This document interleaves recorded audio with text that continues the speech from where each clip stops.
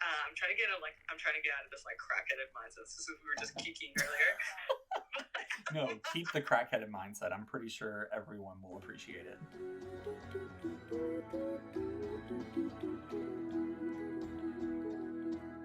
You're listening to Enhance, the podcast dedicated to highlighting real stories told by real people. Thank you so much for tuning back into Enhance Podcast. This is the second episode. I am Sam Brown, your host, and today I am joined by one of my very best friends, Morgan Tools. Morgan and I met back in, 2020? We worked on a movie together in 2019, but we didn't get to meet until we got to go to this little like pre-show of it. And that's where we met, and she saw me cry, hysterically cry. Morgan is there. I never felt so bad for someone I just met. I was like, are you okay? You know, I think that vulnerability is what allowed us to be friends. So yes, I am more than okay. That's very true. It was a very heartwarming moment. Well, hey everyone, my name's Morgan. I'm 26 years old. I'm a model based out of Mobile, Alabama, and I'm also a giant crackhead, as if I have just said. I am Aston. I'm like a hella goofy person. I swear 90% of my conversations are goofy as hell for no reason. But the audio did cut out just a second, so just in case you didn't hear what she said she is 26 years old. So it sounded like 22 for a second. I don't know if you were trying to do that on purpose to make it seem like you're younger, but I'm gonna let the people know. Because Gabby and I both outed ourselves as being 24 and 25 last week. And Gabby had the audacity to be like, I'm old. Ma'am, I am a year older than you. Like, don't you dare. Gabby, and also, several speed. Exactly. And you know exactly how I feel about age. I think age is like, so, like, it's a construct. Well, within limit. Right. Oh, goodness. Exactly. Age is so annoying because I literally can't go anywhere with family or friends without someone thinking I'm a fucking teenager, and it's the most annoying thing. I'm like, I am about to be 30 in a couple of years, which is a weird thing to say. Well, you know, I think 30 is a great age. 30, flirty, and thriving, you know what I'm saying? True. So, Morgan, I do have an icebreaker for us. Not that we need one, but I do have a little get-to-know-you personality question, if you're down for it. Always, you strange. Who is a strange person talking to me? Of course, stranger. Not a strange man. Danger. Strange. Okay. What is your favorite animal? Oh, okay. I really do like this question. And oh my god, what's my favorite animal? So I'm really big in like the ocean and the sea. I love the water. I love going to the beach and all that. So my favorite is either a dolphin or what is it? I know the nickname is like sea puppy or sea. A sea. Is it a? I'll just go with seal. Either a seal or a dolphin. A sea puppy. Actual name of it. Little sea puppy. Little sea puppy. You were like, oh yeah, they're like sea puppies. It's like dogs of the sea, and I'm like, I resonate with that. So yeah, no, definitely. Seals are actually canines, just like dogs, and they're aquatic. So yeah, fun facts. They're like the mermaids of dogs. But yeah, so there we go. That just further proved my answer. You are so welcome. So tell me whenever you think of a dolphin, and we'll ask the same thing for a seal, but why do you like those animals? What draws you to them? What are some characteristics you think of? Like, just give it to me. Give it to you? Okay, I got you. I think because I love obviously like earthbound dogs that are like live on the land. And I resonate that so heavily because every time I meet someone new or I have a new friend, they just say, you just remind me of a puppy. You remind me of a golden retriever. That or a bunny, but bunnies just kind of like they hear a noise too loud, they'll die. So if they're around me, they might die from a loud thing. I know that's not funny. It's so messed up. Oh my god. But I love dogs, I love puppies, and I love the ocean because obviously there's gorgeous scenery at the bottom of the ocean. Not the very bottom where it's like dark as all get out, but so pretty and so like relaxing. So like might as well combine both. And they're just so derpy and fun, and they're really cute. That might be a really basic answer. It's all good. So aren't you allergic to dogs? Yes, it's fine. It's fine. Well, so let me get this straight. So basically you love seals because you think that they are cute and derpy, and they kind of make you think of dogs. So there's like some familiarity there, right? Yes, Okay. absolutely. Now, what did you say about dolphins? How did you feel about them? I really resonate with them because they're loud as hell, and I'm a loud bitch. So I'm like, oh, it's like the Morgan of the sea, a loud house dolphin Oh just my gosh. chirping away. And the way they like, okay, wait, this is a podcast, they can't see my emotions, but the way they like hop a bitch down from the water. I got you. I think that is so fun. Okay. So you like them because they're kind of loud, you relate to them, you know, in that sense, and that you like how that like their activeness, it sounds like, is that right? Okay, cool. Yes, that is correct. So basically, how you answer this question tells you a little bit about what you look for in a partner. Whenever you say things like, oh, they're just cute and derpy and they're familiar because they remind me of dogs, that means that you like it whenever somebody's kind of goofy, has a good sense of humor. That's with the sea pups, as you call them. And then with dolphins, you said that you like that they're loud and that you relate to them, and that you also like how they jump out of the water and stuff like that. So that's like excitement, activeness. So that means you want someone who can like keep up with you. You want someone who can match you in your loudness. You want someone who is active and excited all the time, just like you. Oh my god, I thought about this the other day. Actually, this is so on brand. Good. And my first time, my friend Caroline, you've met Caroline. Caroline actually did this whole thing. It was like a 3-question part thing back in college, my senior year. And so when she asked me at that time, I was like, oh, well, I don't really have a favorite animal. Like, I just like animals, you know?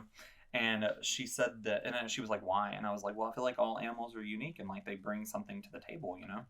And so she told me that means that basically what I don't really look for things in a partner. I wait to see what that partner brings to the table on their own. And that was very true for that time because I was also just very open to like love and very open to different types of love and, you know, just like really exploring myself, you know. But now I would definitely say that I have favorite animals. I would say that a cat. I do love cats. As we all know, I know. And then I love honeybees. And I also see, the thing is, like, my third favorite animal just changes so much, but I just have so many that I just like really enjoy. I love fish, I love turtles, but I think turtle is a good like, you know, go to, like, you know, like a good like, I just love turtles. I've always loved turtles. I have like so many favorite types of turtles. Like, it's just like I know copious amounts of random facts about turtles. And so basically what that would say about me then is because with cats, I like that they have autonomy over themselves. Like, they're very like, I will give you affection when I want to give you affection, you know? And also they entertain themselves, you know, like you can leave them alone for like hours and they're good as long as they have food, water, and toys, you know? And a lot of people are like, oh, well, cats are mean. No, like, they're very affectionate. And I know my cats are. You've seen them. Like, they're obsessed with me. And so... it's so cute. So that means that in a partner, I like it when they can be independent and they can, like, do their own thing and then, like, come back together and meet with me later, you know, and, like, be affectionate when it's time to be affectionate, but then, like, go be independent and go do your own thing when it's time to go do your own thing, too, you know, like, let's still be two separate people. Let's not absorb each other. And so with honeybees, they're just really hard workers. They help the environment a lot, and you know that I love the environment. I'm very passionate about conservation, and so that means that I also would really like it. I like someone who is a, you know, hard worker, can do teamwork, because that's what being a honeybee is all about, and someone who cares about the environment and, you know, also passionate about conservation and the environment. And then my last one with turtles, just I've always associated patience with turtles because they're just like, you know, they're out here, they're go with the flow, they're chilling, and they're just doing their thing, their turtle thing, you know, like, and so I think that's like, yeah. And I think that that's something else I admire is like the ability to just kind of go with the flow and like chill and just, you know, ride the wave. So yeah, I think those are all things that I also value in a partner. You know, I can definitely see that. If I could build a man for Sam, It would, you know what? No, epic. I would literally just get you a guy in a turtle suit. Be like, here you go, Sam. Have at it. That borders some lines that I don't want to visit. So let's get the topic. So, you know what? Moral of the story, I didn't have standards in college, but now I do. We love grown-ass Sam. We love the upgrade. Goodness.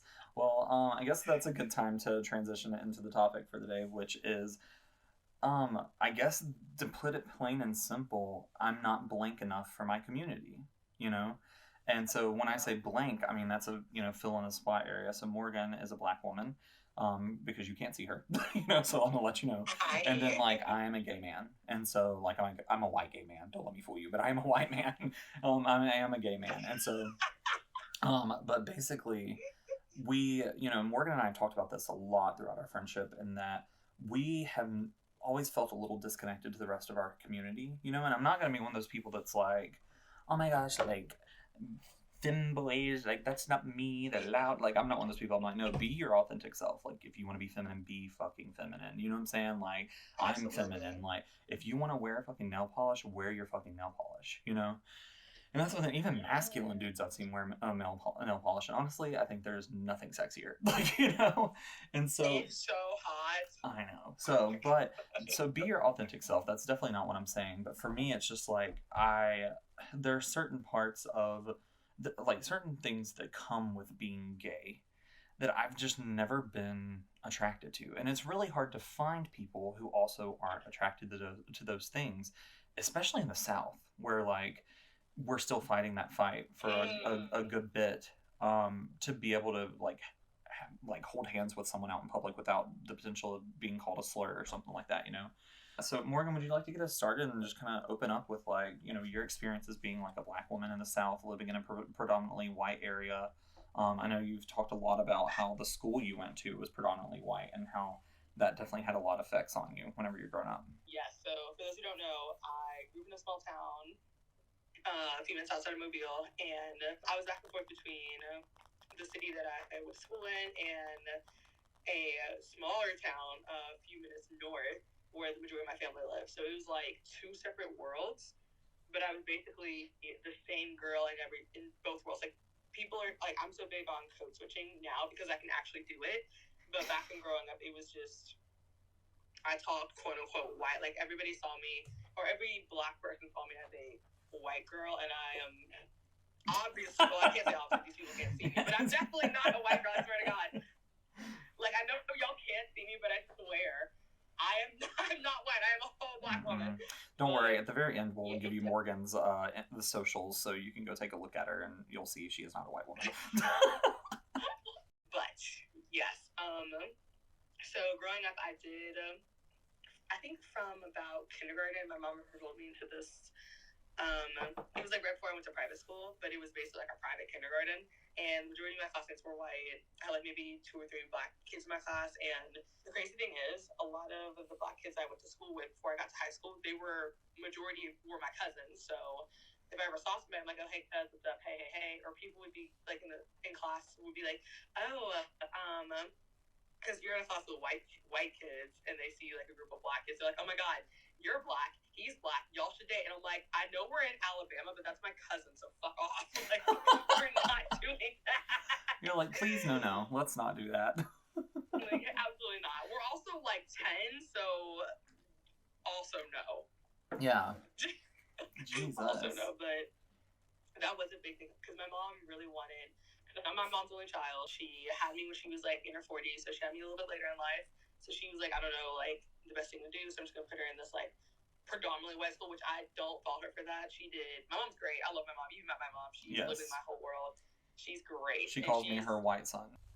Yes. Oh my God, yes. My mom adores Sam. Like, my mom's basically adopted a ton, quote unquote, adopted a ton of my guy friends. So if I'm like with any of them and I'll say their name, she'll just randomly be like, oh, how's my son doing? And I'm like, woman, which one? She's like, my white one. I'm like, oh, Sam's fine. He's great, Mom. Yes, I do adore her. She's an amazing woman.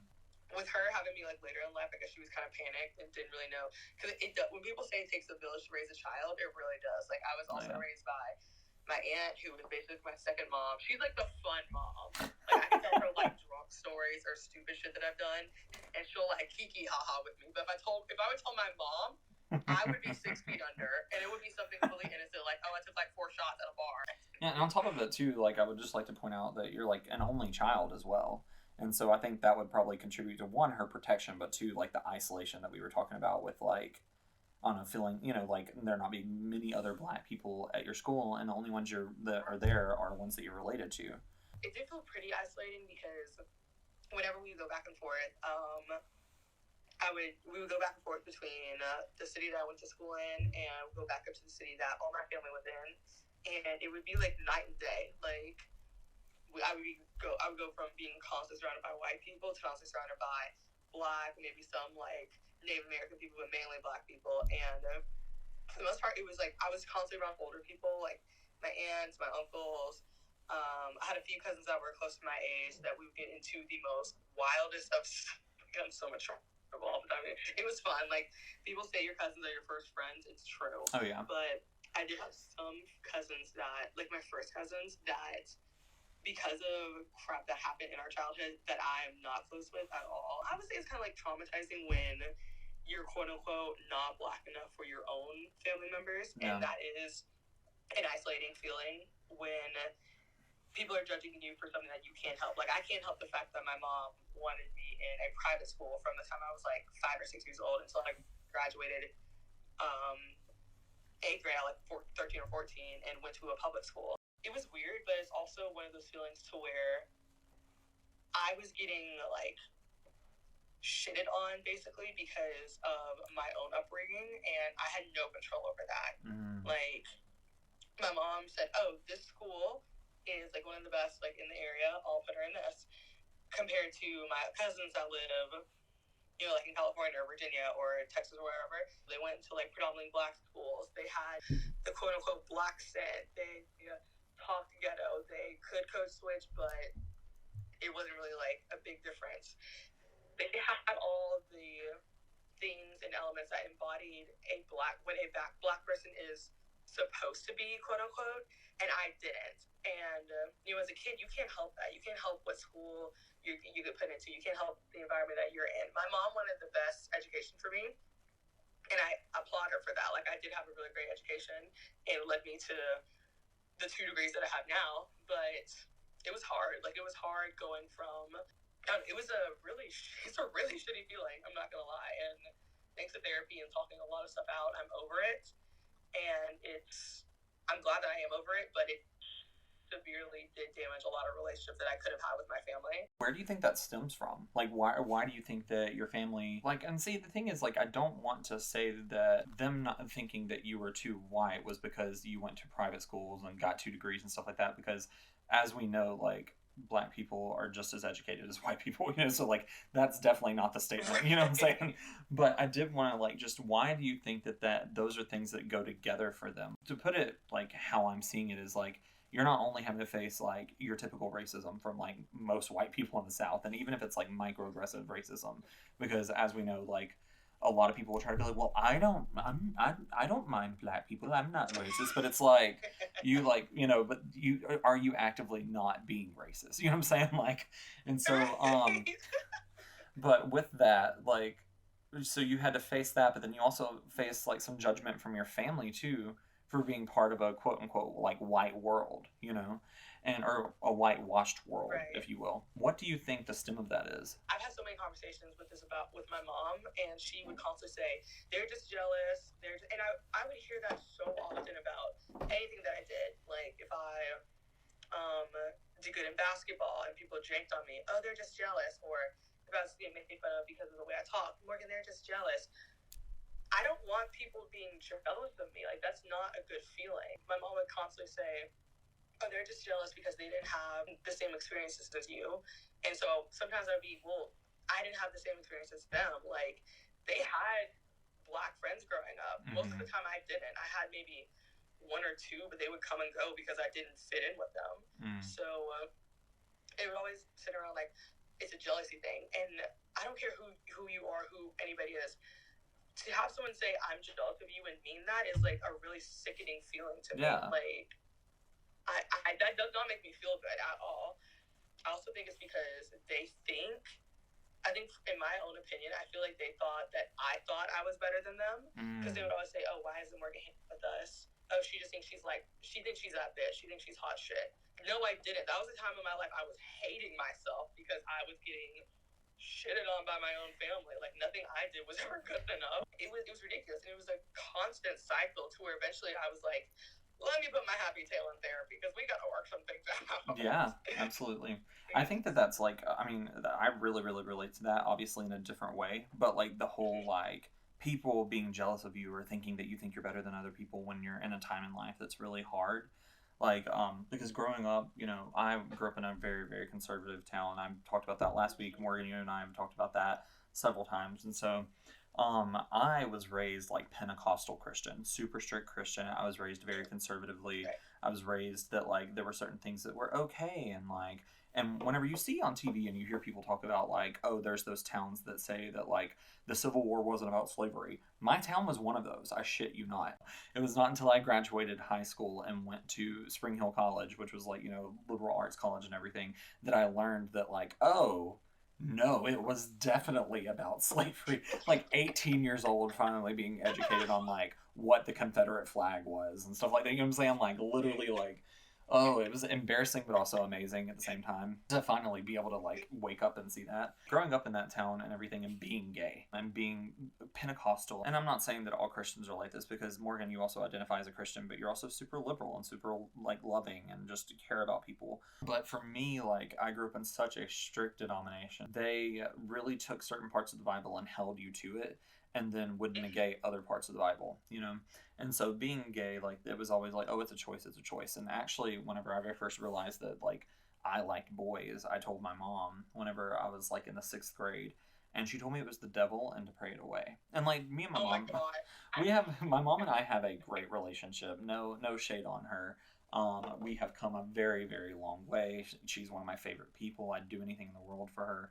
But there are still things that we just very much disagree on, and she knows that she cannot combat me on them because my form of argument is going to be based in fact and reality, and hers is going to be based in religion, and those two things cannot compete because one is fact and one is belief. You know, like, so. Right, I mean, exactly. You know, and I admire that, for real. Yeah. I don't know if I've ever told you that. Oh, thank you.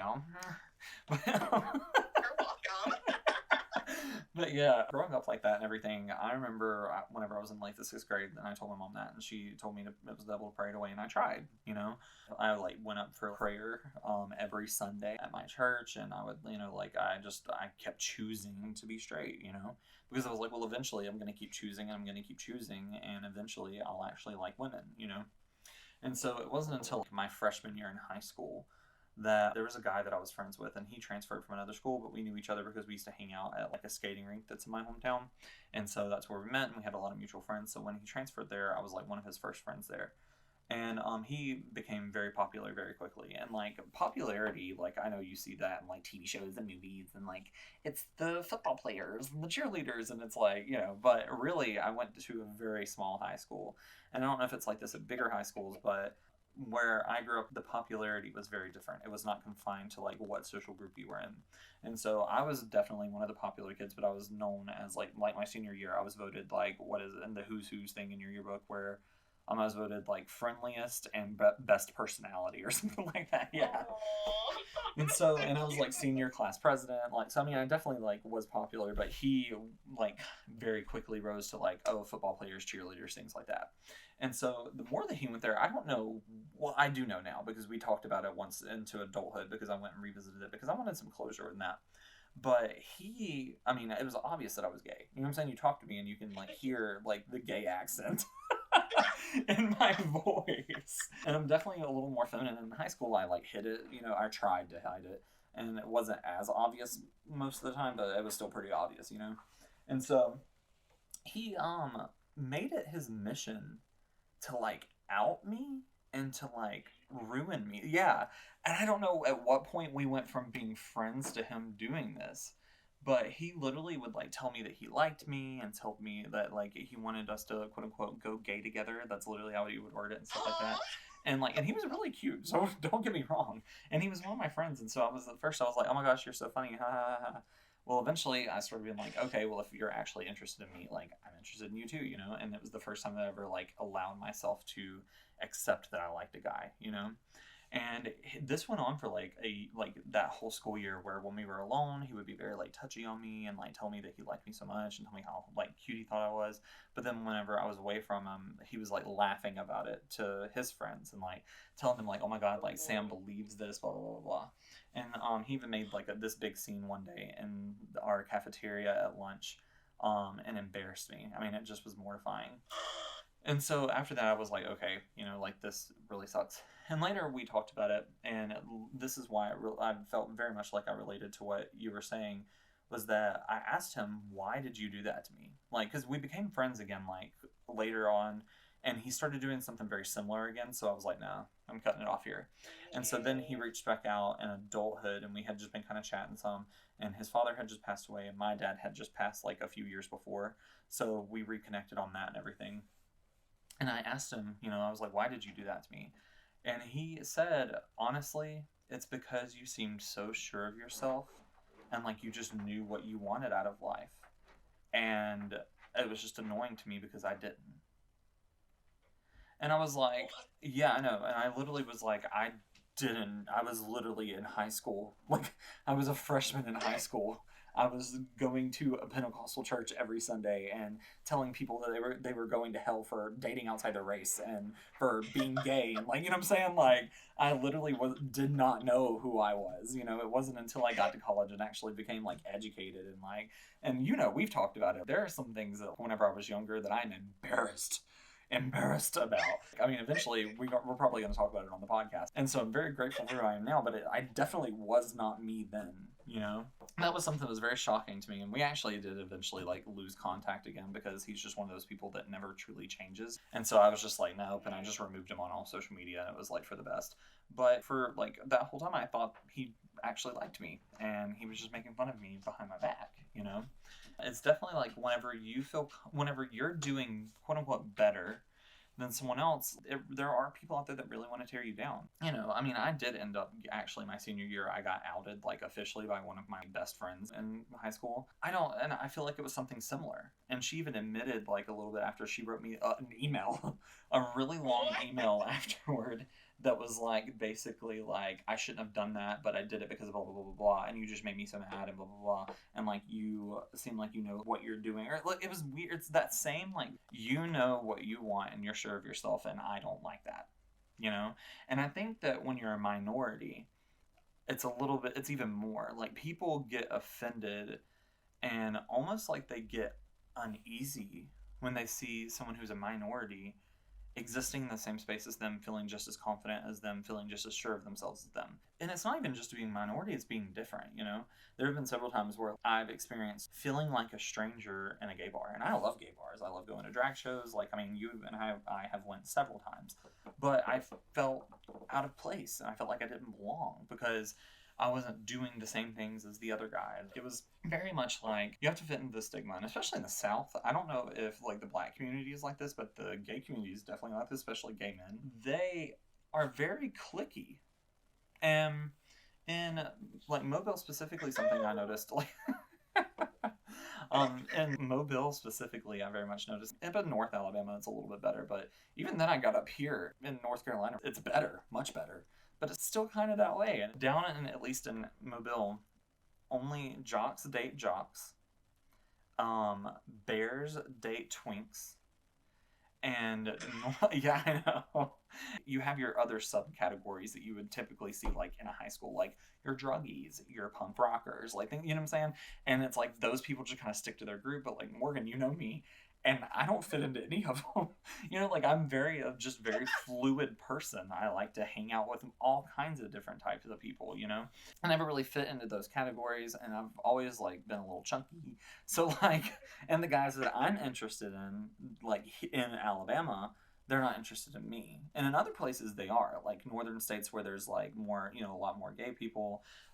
There's definitely people that like I would be their type and they would be my type, but I haven't gotten to meet them yet because I've never been there. You know, but there's definitely sometimes, especially this part. Whenever I was in college, I hung out with mainly straight people. I didn't really have a whole lot of gay friends unless it was like a pansexual friend or like non-binary friend or, you know, something like that. Like that was cool and I had those, but I didn't really have any gay friends. There was like a group of people that were like a year ahead of me that I would hang out with some, and I would go over to like the same apartment as them and we would like drink and things like that. And I was sitting in the cafeteria with one of them and then a very good friend of mine that was also part of that group, and it was a guy and a girl, both straight guy and girl. And the guy looks over across the cafeteria and goes, "Oh my God." And I was like, "What?" And I look up and he's looking at this person walking that they have a shirt on that says "straight out of the closet." My brain went, "Oh yeah, no, like they shouldn't, like I don't feel like that's something the gay community should have taken from the black community." Like, you know what I'm saying? Like, I don't think that's something that, you know, like Straight Outta Compton is like a whole, it's not just like a song, like it was, there's a whole story behind it. And I was like, oh yeah, definitely. Yeah, right. Well, no, he just got mad that they were wearing something proudly stating that they're gay. Oh my God. And like he started talking about it and he was explaining it. I was just looking at him and I was waiting for the moment for him to go, "Just kidding." But it never happened. And I finally just looked at him and I was like, "You do know I'm gay, right?" And he was like, "Yeah, but you're different." And that shit cut me. What? That like stabbed me. Because in that moment it's like, I don't want to be a pick-me gay. You know, like I don't want to be like one of those, "Oh, but like I'm cool with the straight boys." You know, like I don't want to be one of those people. Like I'm just as gay as another gay man, even if I primarily hang out with straight people. Even if I don't wear like, which now I do. Like now I have my shorts that have like the rainbow on the, you know, I have my big like rainbow shirt that's got like Black Lives Matter, science is real, like women's rights, no person is illegal. You know, like Yeah. I'm very like flamboyant about that. But then it was like, don't negate me being gay because I don't fit your understanding of a gay person. Yes. You know? Oh my God, yes. And that was very like, it was just, oh my gosh. And that even happened later on too, where basically because I was so social, because I had a lot of friends, on the weekends they would get me to invite people over and they'd be like, "Hey, like we're wanting to have like kind of a good sized party tonight, like can you invite some people?" And I was like, "Fuck yeah, I can." And I would text all my friends in the sororities, all my friends in the fraternities, and you know, and just be like, "Hey, go to this apartment." And it would never be like a huge rager or anything like that, but it would be like 20 people like playing games, like drinking games, like beer pong, stuff like that. So it'd be a good time. And so one night, I met this new gay guy that had just come to Spring Hill, and we like really hit it off, and like it was not in a romantic way whatsoever. It was just very much like platonic. Like we really just vibed. I loved his vibe, and he was like very like flick of the wrist gay. You know what I'm saying? Like very like you knew the moment he walked in the room. And so I just like, I mean, I thought it was really cool. I was like, this is my first like real gay friend, you know? And so he was like, "Oh, hey, like, hey, do you want to go grab drinks this weekend or something like that?" And I was like, "Actually, I have a group of people that I hang out with a lot on the weekends. Like, we get together at their apartment. Like, I'm sure it'd be great for you. Like, they'd love for you to come." And I was like, he was like, "Okay, awesome." And so they messaged and they were like, "Hey, like, can you invite some people, blah, blah, blah. We want to have like a really big party this weekend." And I was like, perfect. This is the perfect environment to like bring in someone new because it's not going to be too, like, we're going to a party, you know? And so I just told them, I started listing out the people that were coming and everything, like people that I had already invited. And whenever I sent the message, they took a little bit. And like, I noticed that they all just kept like typing and then not typing because we were all in a group message. And finally, one of them was like, "Hey, Sam, so we're cool with everyone else. We just don't want insert person's name to come." And I was like, "Oh, why?" I was like, I mean, he literally just transferred here. Like, do you do you guys have beef with them? Like, you know? And they were like, "No, we just don't, like, we're not comfortable with basically how outwardly gay he is." And I once again was like, "You guys know I'm gay, right? Like, you know that, like, we know this, you know?" And they were like, "Yeah, but you're like different." Oh my, stop. And so I went the fuck off. I was like, nope. I was like, this is not cool. I'm not coming. None of the people I've invited are coming. And that night they did not have a big party. But anyways, and so Nobody came. turns out that group of people was just like, and not saying all of them, I'm still friends with a good bit of them because like some of them, like a couple of them have really changed and become open-minded. Some of them, especially like the girls that I was friends with, they were always open-minded. They always had my back. They always like really tried to support like me in the situation and stuff like that. But a few of those people were toxic, and I ended up not hanging out with them later on anyways. And guess who was a regular at their apartment at that point in time? That gay guy that I wanted to invite that night, because they got to know him and they realized, oh, he's not scary. Yeah, like it was, oh my gosh. Wow. Yeah, but it's just shit like that, like it's different. It's one thing whenever it's like straight people, minimizing your gayness because but then also like when you don't feel like you're a member of your own community, that just kind of like, it's just very like, you feel very isolated. You feel very left out. And so we're gonna, with the, like for you, what instances do you think were like really big markers in that experience for you for like not feeling like black enough for the black community, and then obviously being a black woman for the white community? Right. Ooh. Well, first of all, I'm so sorry you had to deal with such shitty individuals. You're sorry. I'm sorry you had to deal with such shitty individuals. We're both sorry for each other. We both deserve better. But I'm so glad you brought that up because you literally said something that resonated with me so hard. It punched me in the fucking face. Like it hit me so hard. I was like, holy crap! Yeah, that is it. Just because I'm a different type of gay, different type of black, different type of whatever, does not make me less than what I am. Exactly. And I saw that on a t-shirt and I wanted to tattoo it to my forehead because it was such an unbelievably incredible quote. Because, and I saw this somewhere where black people or certain other POCs do this, but just because someone doesn't black the way another person blacks does not make them any less black. You don't gay the same way other gays do does not make you any less gay. And you can insert anything into that blank.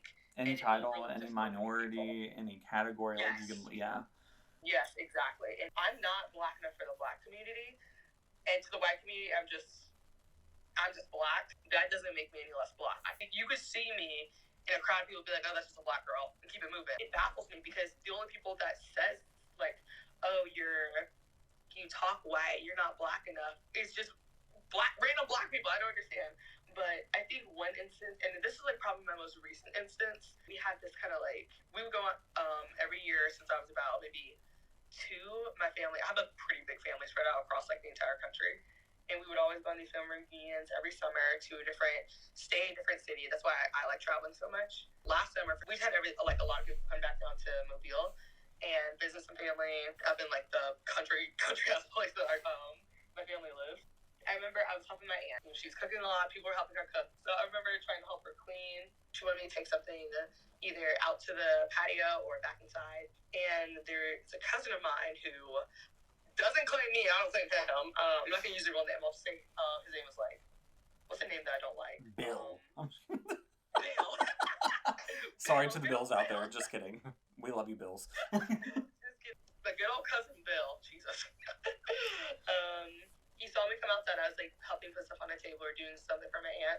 And I think I either went to go get like a drink or something out of a cooler. And cousin Bill saw me. And he was like, oh, Morgan, I see you're acting black today. And I'm just outside, like, helping my aunt with something. Like, I didn't even say hey to him. I didn't talk to him. I didn't look at him. And I just looked up, and I don't know if I, like, cursed him out. I don't know if I rolled my eyes. I don't remember what I did because I was so mad in that situation. And none of my cousins said anything. The cousins that were, like, I was supposedly cool with, nobody said anything. So I was just like, cool. I really don't remember what happened in that instance because I was so mad. And when I get that mad, I just blank. And my aunt was livid. It's shit like that I don't understand. Growing up, I had cousins and family members that were just kind of like, oh, Morgan's here. She can just go, like, in the corner or whatever. She can go do whatever. So, of course, I'm not going to want to be around them. But now that I had to, because I was in a situation where I had to, it's like, oh, well, she's being, quote-unquote, black in the situation because she's here. Or if she wasn't here, she would be white. Or so, it doesn't make any sense. Like, it makes no sense coming out of my mouth. Yeah, it's almost like people are trying to gatekeep being a minority.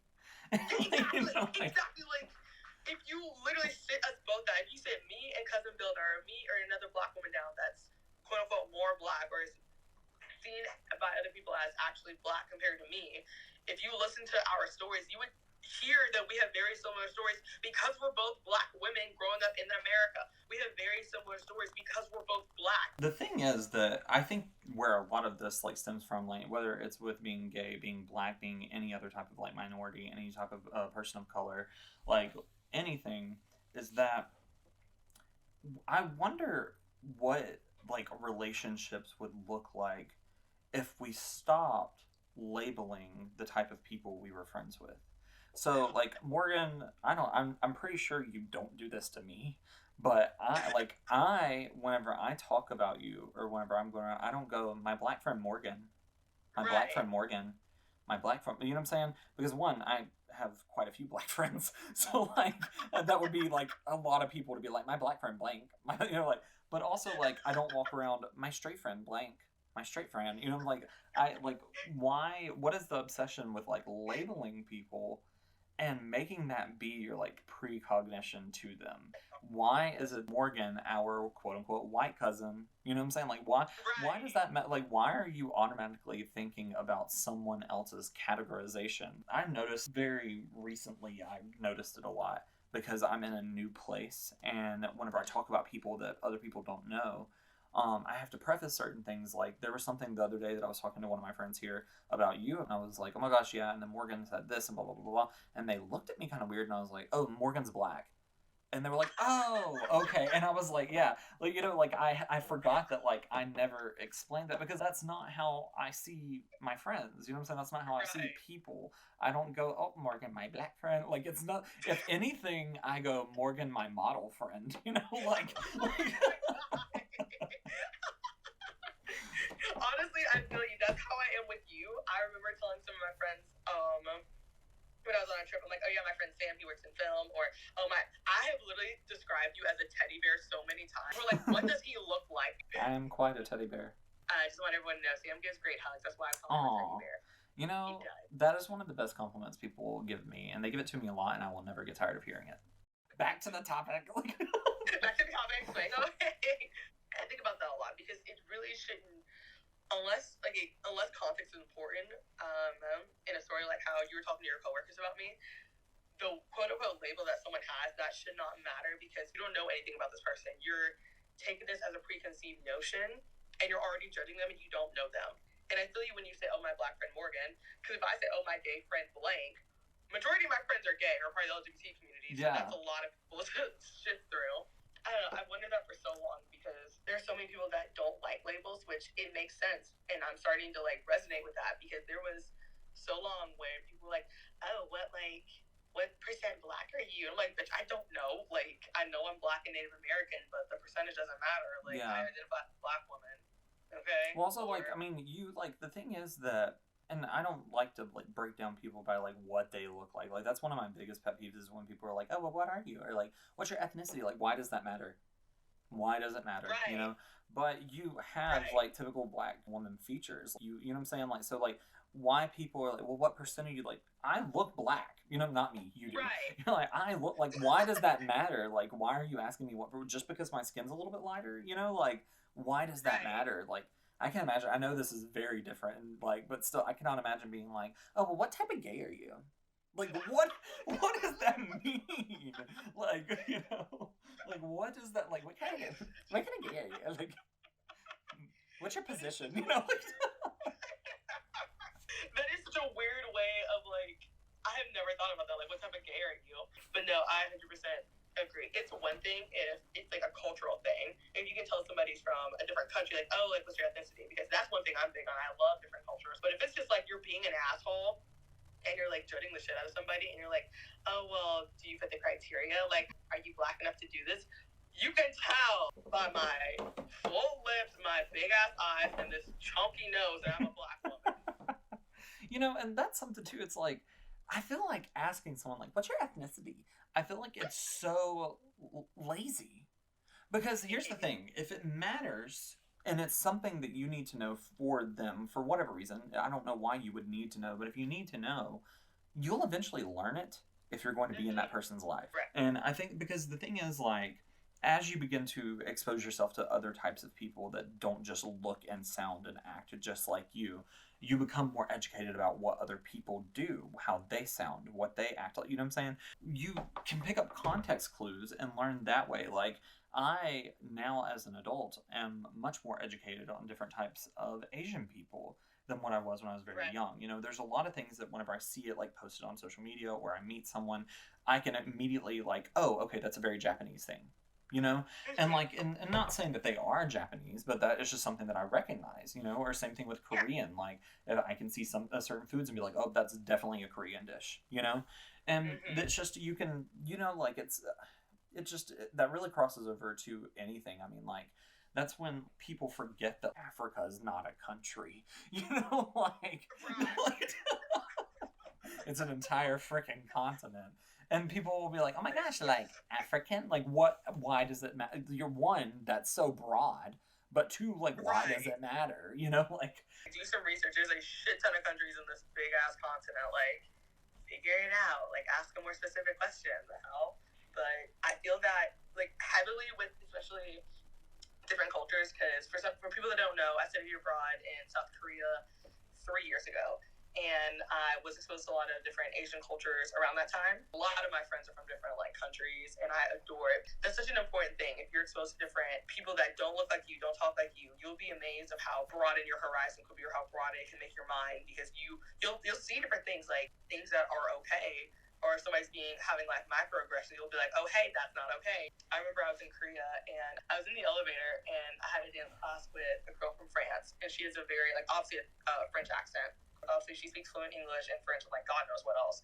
But her friend comes to the elevator, and she hears us talking. She doesn't really say anything. She just walks in. We both say hey, and we keep talking. And her friend is looking at me. She's like, and she turns to the French girl I was talking to. She said in French, oh my God, her English is just so good. And my friend looks at her and says, it should be good. She's from America. That's her mother tongue, you dumbass. Oh my God. And her friend looked at me and said, I am so sorry.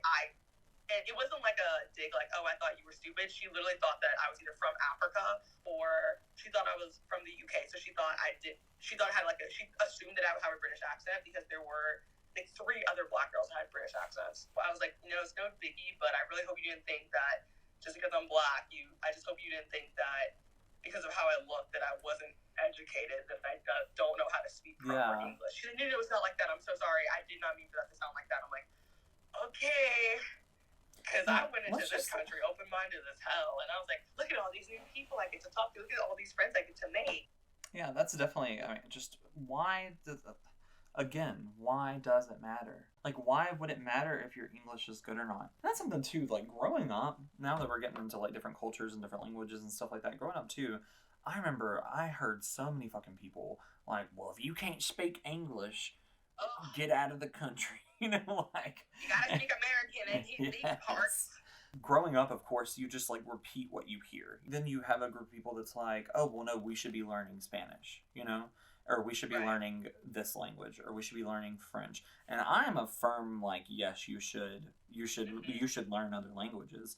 I think also at the end of the day, like, when you become exposed to other people, when you step outside of your bubble, the language barrier, the accent barrier starts to dissolve.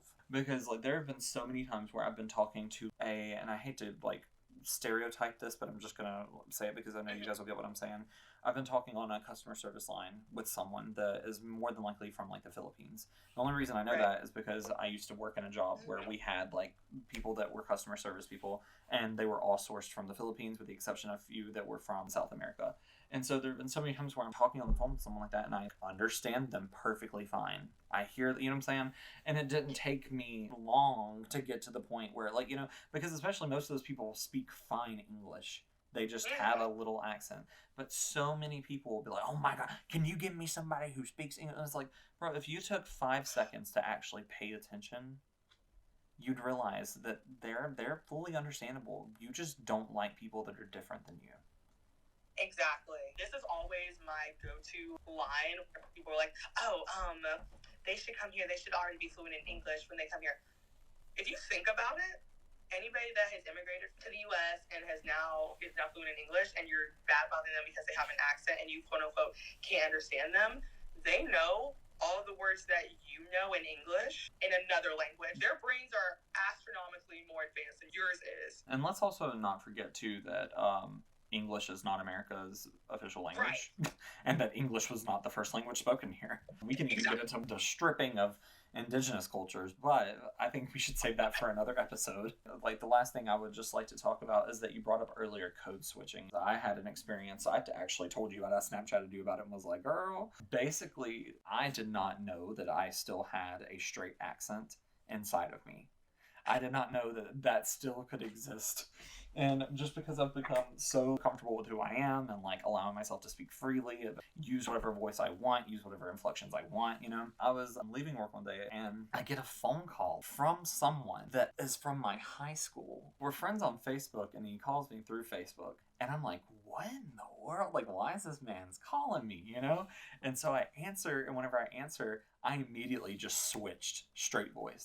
Voice deepened, that gay accent went away, and it was like, hello? Like, and he was like, hey, Sam, how you doing? And I was like, oh, hey, man. And I scared myself. I'm not even gonna lie to you. Like, the moment it came out of me, I was like, like, you know, like, call the police. Like, you know, like, I've been possessed by a straight man, you know? So anyways, apparently I still can code switch. Like, in high school, it wasn't a very unintentional thing, but I would still do it. I would be more of my authentic self whenever I was around my friends, which were mainly like girls or like very liberal people. But whenever I got like around more guys or more straight people, that's whenever I would like try to like butch up and like deepen the voice, have a little bit of a country accent, you know. It definitely was unintentional though. Like it just kind of happened, you know. And now that I'm older, like it doesn't really happen. But it's still like every once in a while will just like come out of me. And I'm like, why did that just, I don't care. Like, I'm proud of who I am. I'm not going to allow someone to make me feel bad for the way I speak or the way I act or, you know, like, it's not like I'm out here being a menace to society. I'm just a gay man. I remember there was a time where I would try to force it. I already have like, if you, obviously people can't see me, so they would think this is a white girl. Obviously, and I've heard this all the time. Like, I'd be on the phone with someone, they'll see me and be like, oh, I thought you were white. It reached a point where every time I would try to talk, it would be met with, oh, you talk so white, like you think you're better than us, or oh, why do you sound like a white girl? And so it reached a point where I got sick of it because only older Black adults would say that it's a good thing. People my age, like my cousins or like younger Black people, would be like, you're talking white, stop, like knock that out. I'm like, I physically can't, but okay.